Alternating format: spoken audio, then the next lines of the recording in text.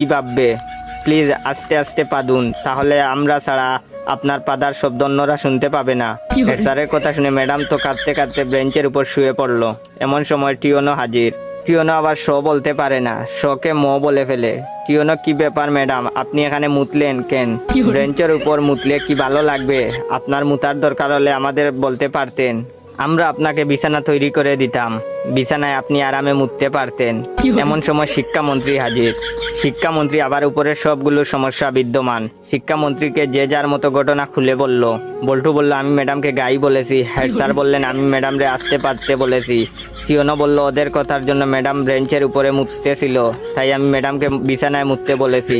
তখন শিক্ষামন্ত্রী বললেন, ও বুঝেছি, গাইটা পাততে পাততে বেঞ্চের উপরে মুতেছে। এটা শোনার পর ম্যাডাম তো বেহুশ।